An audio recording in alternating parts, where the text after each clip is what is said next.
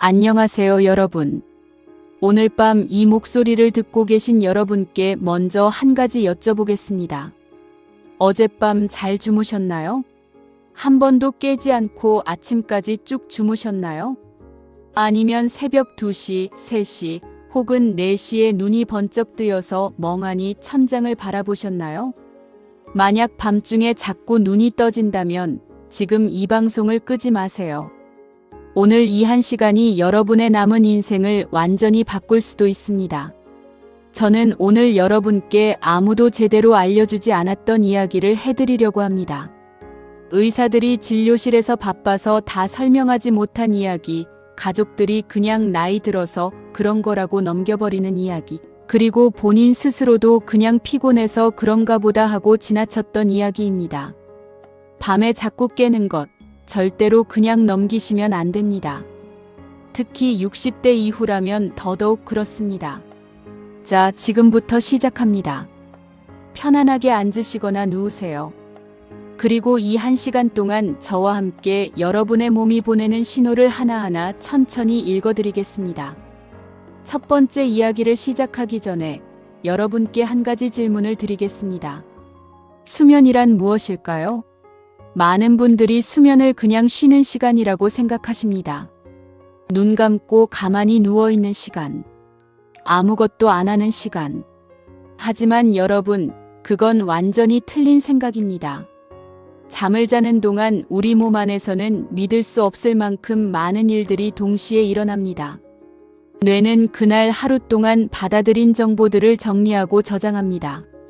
심장은 낮보다 훨씬 규칙적이고 안정적인 리듬으로 박동합니다. 면역 세포들은 온몸을 돌아다니며 손상된 세포를 수리하고 바이러스와 세균을 찾아 제거합니다. 성장 호르몬이 분비되어 근육과 뼈를 강화시킵니다. 혈압이 떨어지면서 혈관이 쉬는 시간을 갖습니다. 신장은 밤새 혈액을 걸러 독소를 배출합니다. 이 모든 일들이 여러분이 눈을 감고 있는 동안 일어나고 있습니다. 그러니 수면은 쉬는 시간이 아니라 몸이 가장 바쁘게 일하는 시간입니다. 그런데 이 소중한 시간에 자꾸 깬다면 어떻게 될까요? 그 답을 오늘 하나씩 풀어드리겠습니다. 그리고 그 답 속에 여러분 몸이 지금 이 순간 무엇을 원하는지, 무엇이 문제인지 그 신호가 숨어 있습니다. 잠깐 지금 듣고 계신 분들 중에 이런 분 계시지 않나요? 새벽 2시에서 3시 사이에 꼭 한 번 깬다. 화장실 가고 싶어서 깨는 건 아닌데 그냥 눈이 떠진다. 다시 자려고 하면 한참이 걸린다. 아침에 일어났는데 오히려 더 피곤하다. 이 4가지 중 하나라도 해당되신다면 오늘 이야기가 정말 중요합니다. 계속 들어주세요. 이제 첫 번째 신호로 들어가겠습니다. 첫 번째 신호의 이름은 혈당 롤러코스터입니다. 혈당이라고 하면 많은 분들이 당뇨가 있는 분들한테만 해당되는 이야기라고 생각하십니다. 하지만 그렇지 않습니다. 당뇨가 없는 분들도, 심지어 건강하다고 생각하시는 분들도 밤사이 혈당이 급격하게 떨어지면서 잠에서 깰 수 있습니다. 어떻게 그런 일이 일어날까요? 저녁 식사를 마치고 잠자리에 드는 시간 사이에 우리 몸은 소화를 마칩니다. 그러면 혈당이 서서히 내려가기 시작합니다. 대부분의 경우에는 이 과정이 아주 완만하고 부드럽게 이루어져서 우리가 전혀 느끼지 못합니다. 그런데 어떤 분들은 이 혈당 하강이 너무 가파르게 일어납니다.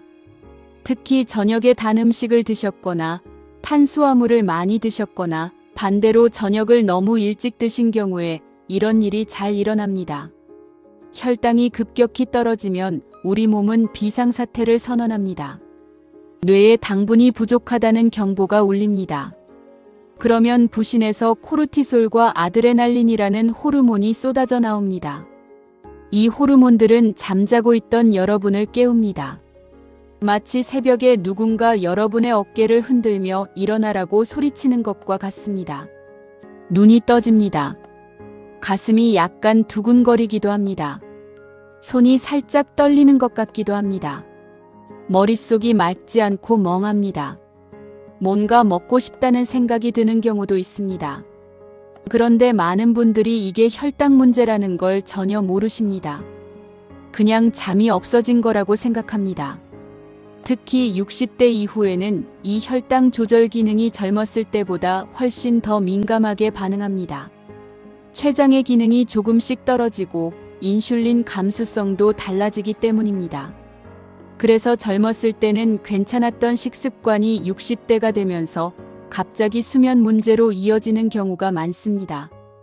여러분, 지금 이렇게 생각하시는 분 계시지 않나요? 나는 혈당 검사 받았는데 정상이었는데. 네, 충분히 그러실 수 있습니다. 공복 혈당이 정상이라도 야간 혈당 변동이 크게 일어나는 경우가 있습니다. 특히 수면 중 혈당은 일반 검진에서 잘 잡히지 않습니다. 그렇다면 어떻게 하면 이 혈당 롤러코스터를 막을 수 있을까요? 먼저 저녁 식사 시간을 조절해 보세요. 잠자리에 들기 최소 3시간 전에는 식사를 마치는 것이 좋습니다. 그리고 저녁 식사에서 단순 탄수화물, 즉 흰쌀밥, 흰빵, 국수, 과자류를 줄이고 단백질과 채소의 비율을 높이세요. 저녁 후 배가 고프신 분들은 잠자리. 한두 시간 전에 소량의 견과류나 치즈 같은 단백질 간식을 드셔도 좋습니다. 이렇게 하면 혈당이 완만하게 유지되어 밤사이 갑작스러운 혈당 하강을 막을 수 있습니다. 그런데 잠깐, 이게 전부가 아닙니다. 혈당 문제가 수면을 방해하는 것처럼 수면 부족도 혈당을 불안정하게 만드는 악순환이 있습니다. 잠을 못 자면 코르티솔이 높아지고, 코르티솔이 높아지면 혈당이 오르고, 혈당이 불안정해지면 또 잠을 못 자는 거죠. 이 악순환의 고리를 끊는 첫 번째 열쇠가 바로 저녁 식단입니다. 첫 번째 신호를 들으셨습니까? 밤에 자꾸 깨는 분들 중 상당수가 이 혈당 문제를 해결하는 것만으로도 수면이 크게 개선됩니다. 하지만 이건 5가지 신호 중 하나일 뿐입니다. 나머지 4가지가 더 있습니다. 그리고 솔직히 말씀드리면 앞으로 나오는 신호들이 더 중요할 수 있습니다. 계속 들어주세요. 두 번째 신호로 넘어가겠습니다. 두 번째 신호의 이름은 심장이 보내는 밤의 경고입니다. 이 이야기를 시작하기 전에 먼저 솔직하게 말씀드리겠습니다. 저는 지금 여러분을 겁주려는 게 아닙니다. 하지만 이 두 번째 신호는 5가지 중에서 가장 주의 깊게 들으셔야 합니다. 왜냐하면 이 신호를 모르고 지나쳤다가 큰일이 날 수 있기 때문입니다. 밤에 갑자기 깨면서 가슴이 두근거린 경험이 있으신가요? 아니면 숨이 약간 답답하거나 가슴 어딘가가 묵직한 느낌이 들면서 잠에서 깬 경험이요? 많은 분들이 이걸 꿈을 꾸다가 놀란 거라고 생각하시거나 체했나 하고 넘기십니다. 하지만 이런 증상이 반복된다면 그냥 넘기시면 절대 안 됩니다. 심장은 우리가 잠을 자는 동안에도 열심히 일합니다. 그런데 심장에 문제가 생기기 시작하면 낮보다 밤에 더 먼저 신호를 보내는 경우가 많습니다. 왜냐하면 낮에는 우리가 너무 바빠서 그 신호를 놓치기 때문입니다. 걷고 말하고 일하고 먹고 하다 보면 사소한 심장의 신호를 느끼지 못합니다. 하지만 밤에 고요하게 누워 있으면 몸이 보내는 미세한 신호가 훨씬 크게 느껴집니다.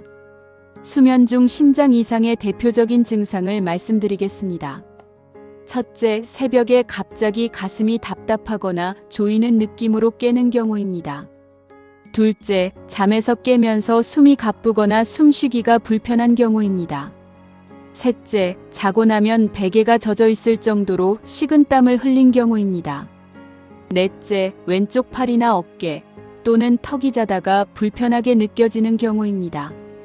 다섯째, 새벽에 깼을 때 심장이 불규칙하게 뛰거나 쿵하고 내려앉는 느낌이 드는 경우입니다. 이 5가지 중 하나라도 자주 경험하신다면 반드시 심장 검사를 받으셔야 합니다. 이제 여기서 더 깊이 들어가겠습니다. 밤에 심장과 관련해서 가장 중요하게 알아야 할 것 중 하나가 야간 고혈압입니다. 혈압은 보통 낮에는 활동을 하면서 올라가고 밤에는 내려가는 것이 정상입니다. 의학에서는 이것을 디퍼 현상이라고 부릅니다. 정상적으로는 수면 중 혈압이 낮 혈압보다 10%에서 20% 정도 낮아져야 합니다.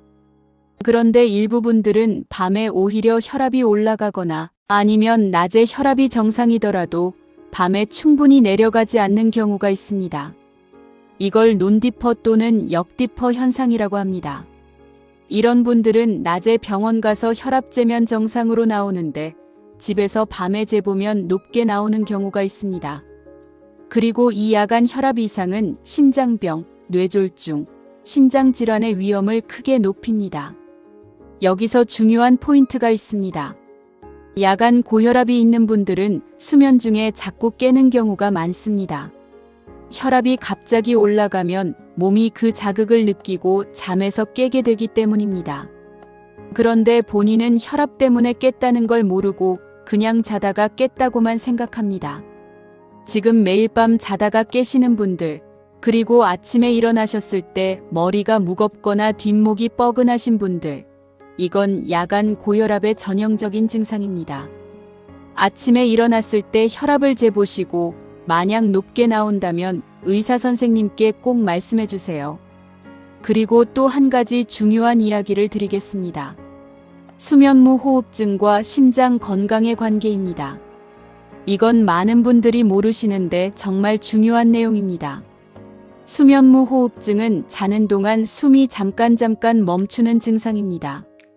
코를 고는 분들 중에 많이 나타나는데 사실 코를 골지 않는 분들께도 나타날 수 있습니다. 이 수면무 호흡증이 있으면 밤새 산소 공급이 불규칙해집니다. 산소가 부족해지면 뇌가 비상신호를 보내서 몸을 깨웁니다. 그래서 수면무 호흡증이 있는 분들은 밤에 자주 깨는 것입니다. 그런데 더 무서운 건 이겁니다.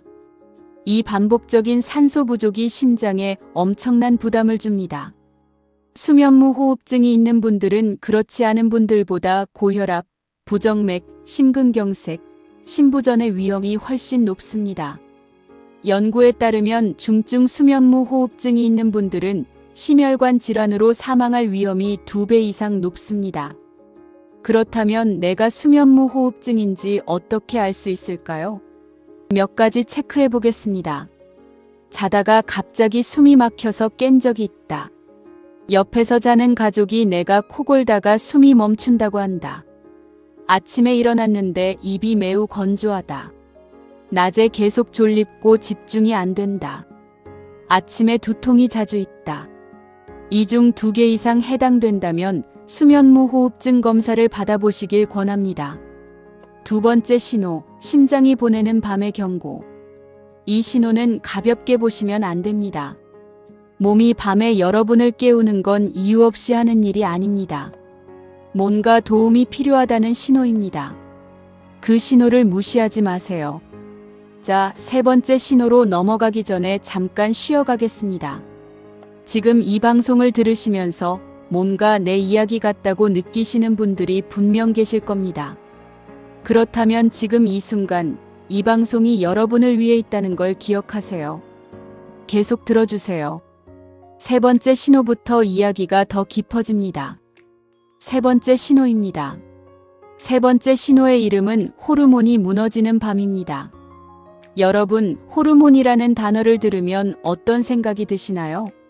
여성 호르몬, 남성 호르몬, 뭔가 젊은 사람들 이야기 같다고 느끼시나요?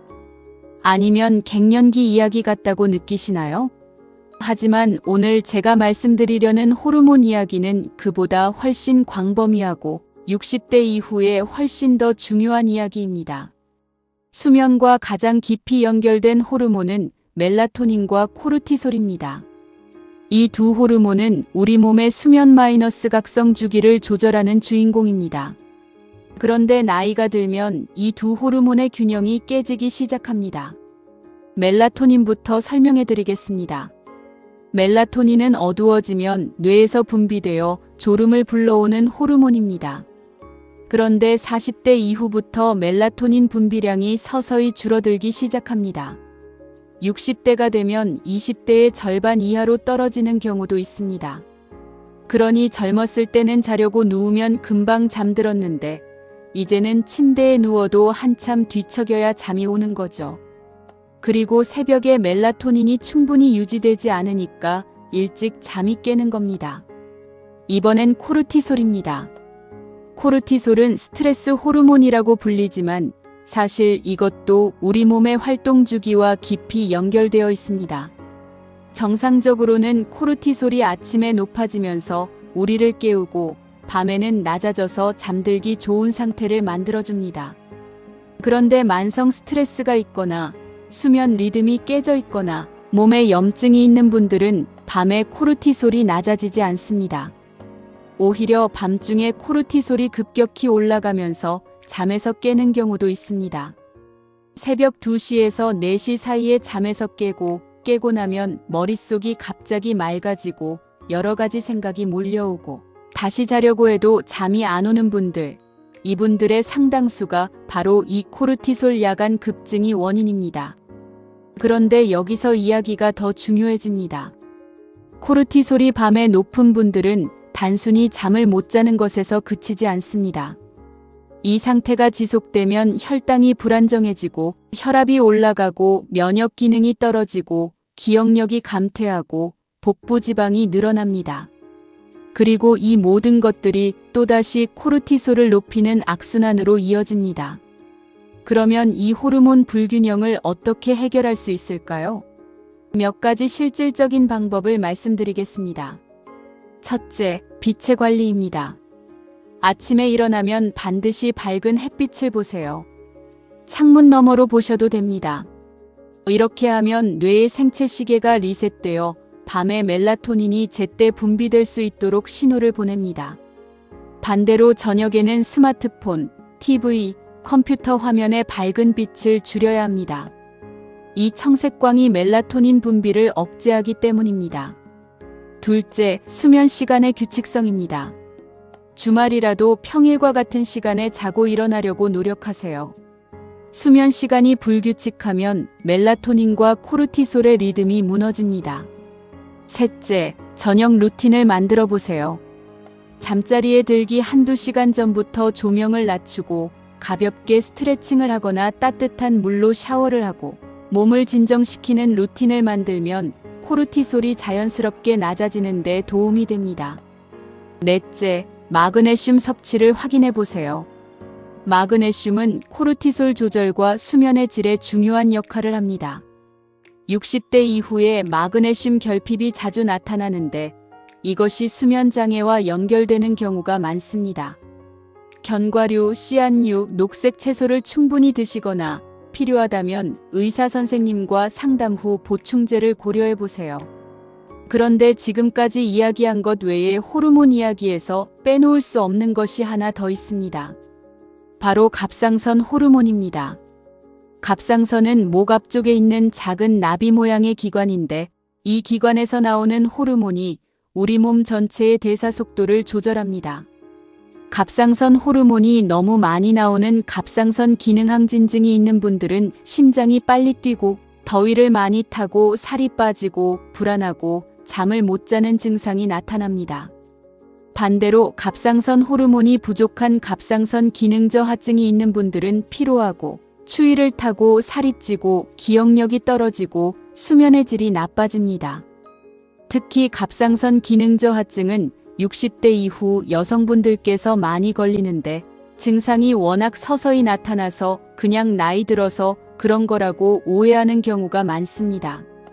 잠을 자도 피곤하고 밤에 자꾸 깨고 아침에 일어나기 힘들고 낮에도 계속 졸리신 분들은 갑상선 검사를 한번 받아보시길 권합니다. 세 번째 신호, 호르몬이 무너지는 밤. 호르몬은 우리 눈에 보이지 않지만 우리 몸의 모든 것을 조율합니다.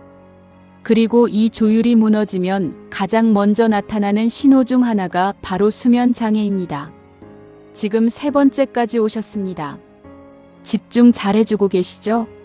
아직 두 가지가 더 남았는데 네 번째와 다섯 번째 신호는 많은 분들이 전혀 상상하지 못하셨던 내용입니다. 반드시 끝까지 들어주세요. 네 번째 신호입니다. 네 번째 신호의 이름은 뇌가 밤새 쓰레기를 치우지 못할 때입니다. 조금 특이한 제목이라고 느끼셨나요? 하지만 이건 진짜 이야기입니다. 그리고 이 내용은 최근 신경과학의 가장 놀라운 발견 중 하나와 연결됩니다. 우리 뇌 안에는 글림프 시스템이라는 독특한 청소 시스템이 있습니다. 이 시스템은 뇌가 활동하면서 생긴 노폐물과 독소들을 수면 중에 씻어내는 역할을 합니다. 마치 밤마다 뇌 속에서 대청소가 이루어지는 것과 같습니다. 이 청소는 주로 깊은 수면 단계, 즉 비렘 수면의 서파 수면 단계에서 가장 활발하게 이루어집니다. 그런데 이 청소가 제대로 이루어지지 않으면 어떻게 될까요? 뇌에 노폐물이 쌓입니다. 그리고 이 노폐물 중 가장 중요한 것이 바로 아밀로이드 베타와 타우 단백질입니다. 이 두 가지가 바로 알츠하이머, 치매를 일으키는 핵심 물질들입니다. 다시 말씀드리겠습니다. 수면 중에 뇌의 청소가 제대로 이루어지지 않으면 치매 위험이 올라갑니다. 이것은 이론이 아니라 여러 연구에서 반복적으로 확인된 사실입니다. 60대 이후에 수면의 질이 떨어지는 것이 중요한 이유 중 하나가 바로 이 때문입니다. 나이가 들면서 깊은 수면의 비율이 줄어들고 그러면 뇌 청소가 불충분하게 이루어지고 그 결과 인지기능 저하와 치매 위험이 높아지는 겁니다.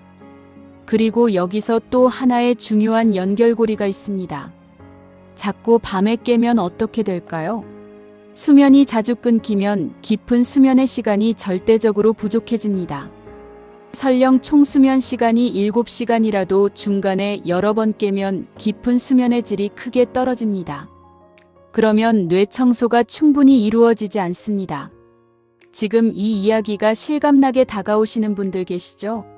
낮에 머릿속이 안개 낀 것 같고 깜빡 잊어버리는 게 늘고 집중이 잘 안 되고 말하다가 단어가 안 떠오르는 경험하시는 분들, 이것이 수면의 질과 연결되어 있을 수 있습니다. 그렇다면 깊은 수면을 늘리기 위해 무엇을 할 수 있을까요? 가장 효과적인 방법 중 하나는 규칙적인 유산소 운동입니다. 연구에 따르면 주 4회에서 5회, 한 번에 30분에서 40분의 걷기나 자전거 타기 같은 중강도 유산소 운동이 깊은 수면의 비율을 유의미하게 높입니다. 단, 잠자리에 들기 2~3시간 이내에는 강도 높은 운동을 피하시는 게 좋습니다. 체온이 높아지고 교감신경이 활성화되어 오히려 잠드는 데 방해가 될 수 있습니다. 두 번째는 수면 환경의 온도입니다. 뇌가 깊은 수면에 들어가려면 체온이 약간 내려가야 합니다. 침실 온도가 너무 높으면 깊은 수면에 들어가기 어렵습니다. 일반적으로 침실 온도는 18도에서 22도 사이가 가장 이상적이라고 알려져 있습니다. 물론 사람마다 조금 다를 수 있지만 대부분의 경우 서늘한 환경이 수면의 질을 높입니다. 세 번째는 알코올입니다. 많은 분들이 술을 마시면 잠이 잘 온다고 하십니다. 맞습니다. 알코올은 잠들기를 빠르게 해줍니다. 하지만 알코올은 깊은 수면을 방해합니다. 알코올을 마신 날 밤에는 깊은 수면의 비율이 크게 줄어들고 새벽에 자꾸 깨게 됩니다. 그리고 뇌 청소가 제대로 안 이루어집니다. 잠들기 쉽게 해주는 것처럼 보이지만 실제로는 수면의 질을 크게 해치는 거죠. 가능하다면 잠자리에 들기 3~4시간 전에는 알코올을 드시지 않는 것이 좋습니다.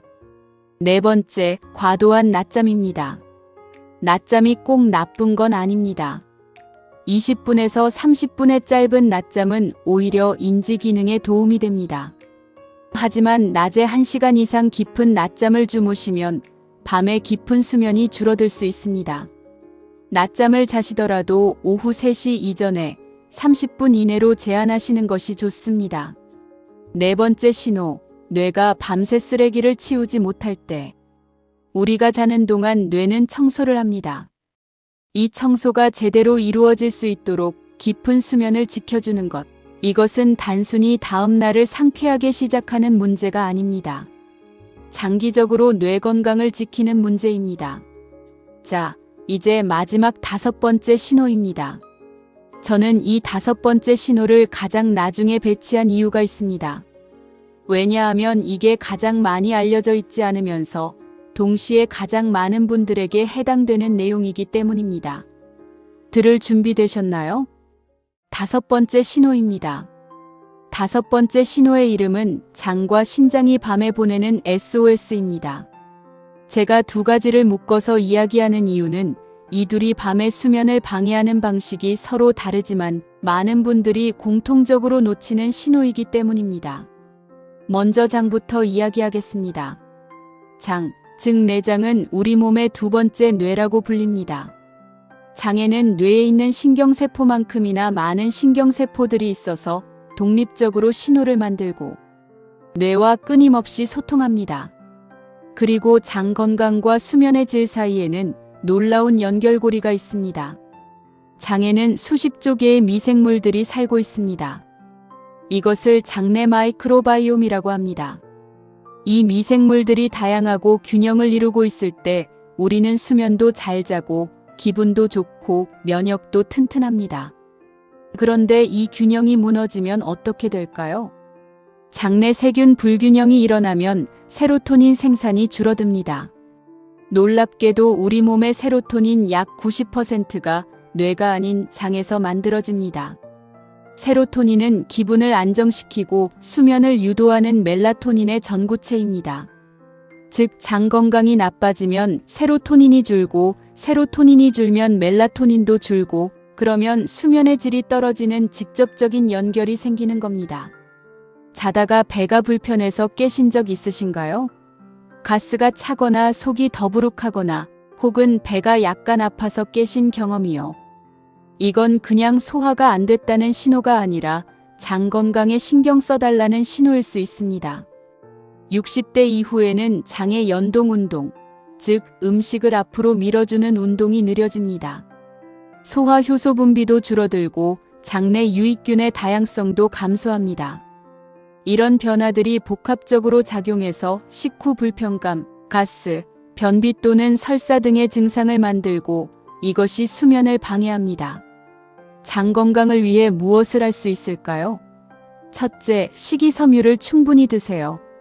채소, 과일, 통곡물, 콩류가 장내 유익균의 먹이가 됩니다. 둘째, 발효식품을 드세요.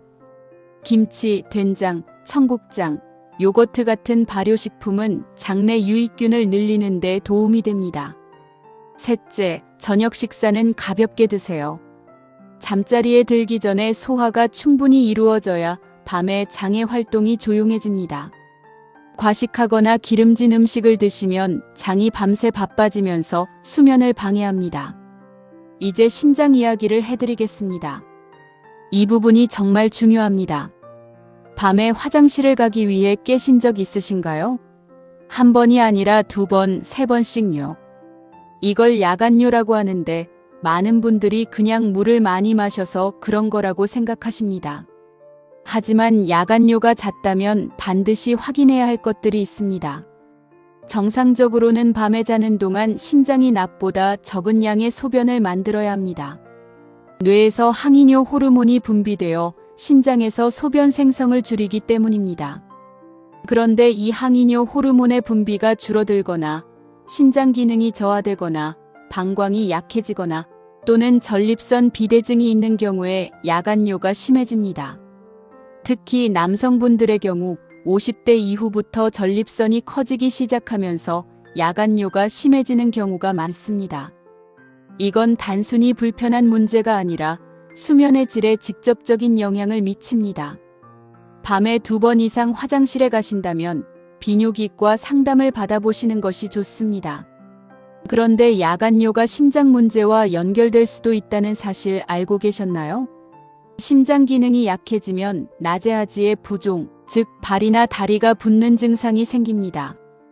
이 부종이 밤에 누우면 혈액이 재순환되면서 신장으로 많은 양의 혈액이 가고 그러면 소변이 많이 만들어지면서 화장실에 자주 가게 됩니다. 따라서 낮에 다리가 붓고 밤에 화장실을 자주 가신다면 심장 기능 검사도 받아보실 것을 권합니다. 또 한 가지, 신장 기능이 저하되기 시작하면 몸에 노폐물이 쌓이면서 수면을 방해하는 증상들이 나타납니다.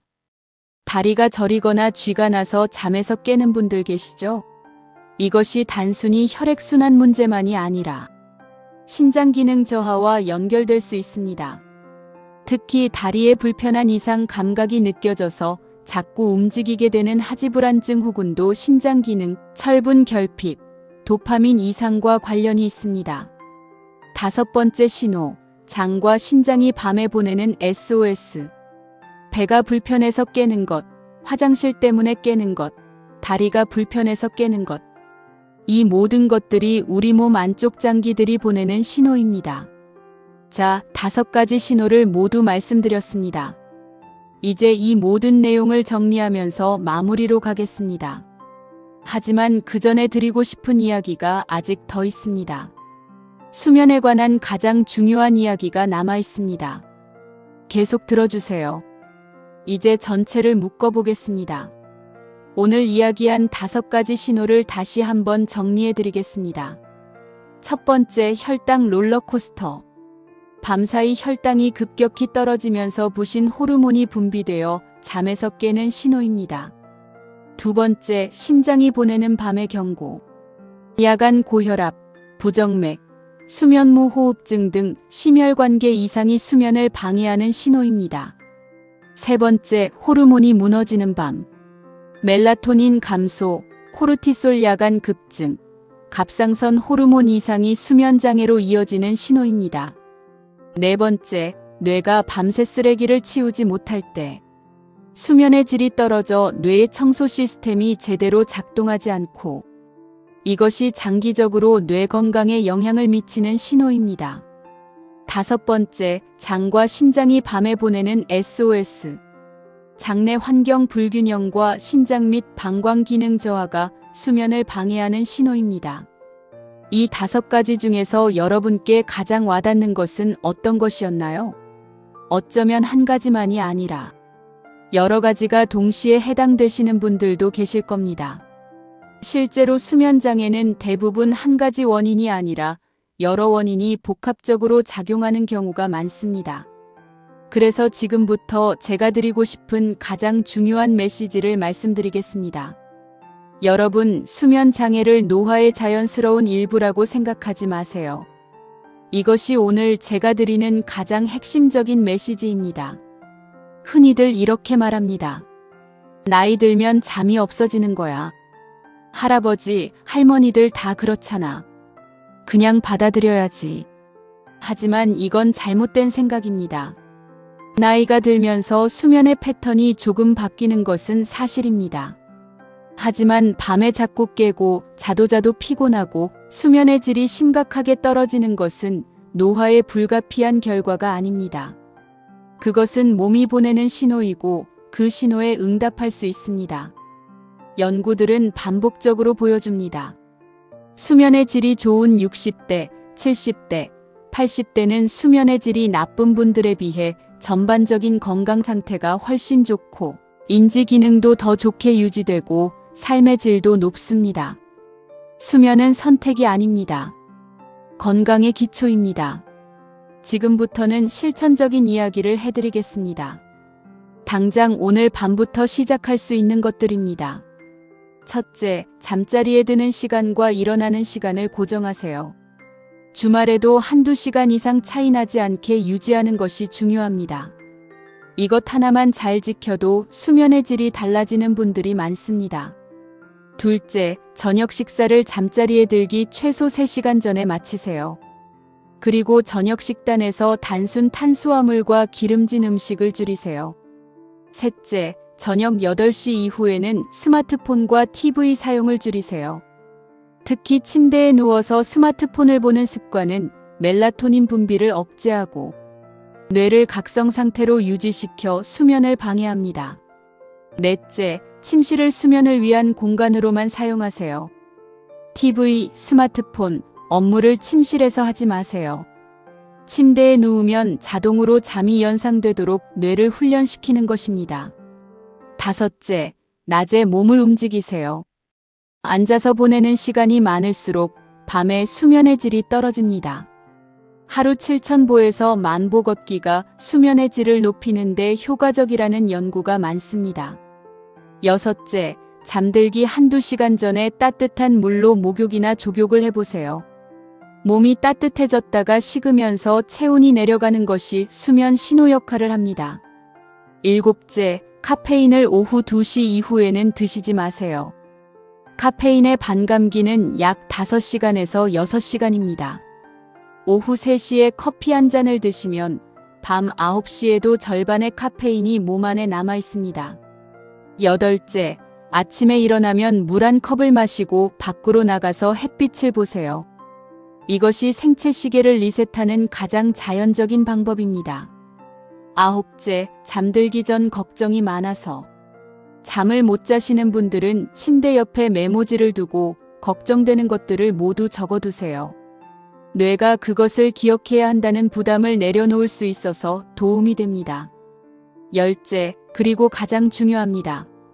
위에서 말씀드린 신호들이 의심된다면 특히 가슴 두근거림, 숨가쁨, 잦은 야간요, 다리 불편감, 심한 코골이와 같은 증상이 있다면 반드시 의료 전문가와 상담하세요. 수면장애는 단순히 수면만의 문제가 아닐 수 있습니다. 이제 오늘의 마지막 이야기를 드리겠습니다. 저는 여러분께 오늘 이 시간 동안 많은 정보를 드렸습니다. 어쩌면 너무 많아서 오히려 걱정이 되신 분도 계실 수 있습니다. 하지만 제가 오늘 이 방송을 만든 이유는 여러분을 걱정시키려는 것이 아닙니다. 여러분을 돕고 싶어서입니다. 우리 몸은 우리가 생각하는 것보다 훨씬 많은 이야기를 우리에게 하고 있습니다. 매일 밤 자꾸 깨는 것도 그 이야기 중 하나입니다. 그 이야기를 들어주세요. 그 신호에 응답해주세요. 60대는 인생의 황혼이 아닙니다. 많은 분들이 60대 이후에 가장 의미 있는 시간을 보내십니다. 손자, 손녀와 함께하는 시간, 오랫동안 하고 싶었던 것을 하는 시간, 진정한 자유를 누리는 시간. 이 시간을 건강하게 보내려면 지금부터 준비해야 합니다. 그리고 그 준비의 시작이 바로 수면입니다. 오늘 밤 여러분이 눈을 감으실 때 이 말을 기억해 주세요. 잠은 쉬는 시간이 아니라 몸이 가장 열심히 일하는 시간입니다. 그 시간에 몸이 충분히, 깊이, 방해받지 않고 일할 수 있도록 해주세요. 그것이 여러분이 몸에게 줄 수 있는 가장 큰 선물입니다. 오늘 이 방송 여기서 마칩니다. 오랜 시간 함께 해주셔서 감사합니다. 오늘 밤은 정말 푹 주무세요. 다음 방송에서는 수면과 면역의 관계, 그리고 60대 이후 특히 주의해야 할 수면 관련 약물들에 대해 이야기해 드리겠습니다. 많은 분들이 모르고 드시는 약 중에 수면의 질을 크게 해치는 것들이 있습니다. 절대로 놓치지 마세요. 오늘도 건강하세요.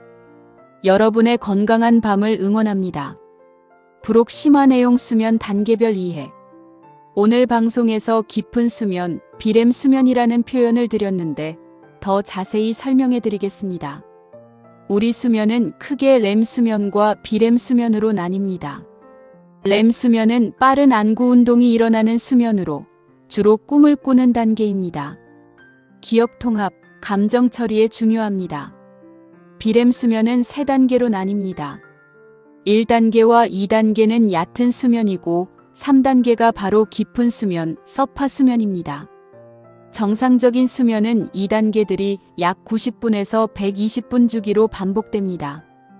밤 전반부에는 깊은 수면의 비율이 높고 후반부로 갈수록 렘 수면의 비율이 높아집니다.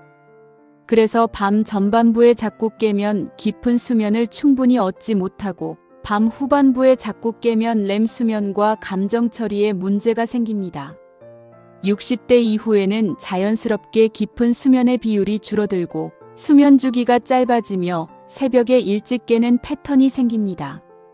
이것을 수면 위상 전진이라고 하며 멜라토닌의 분비 시작이 점점 빨라지기 때문에 저녁에 일찍 졸리고 새벽에 일찍 깨는 것입니다. 이 패턴 자체는 병이 아니지만 중간에 자꾸 깨거나 깨고 나서 다시 잠들기 어렵다면 앞서 이야기한 원인들을 점검해 볼 필요가 있습니다. 더 깊은 이야기는 다음 방송에서 계속됩니다.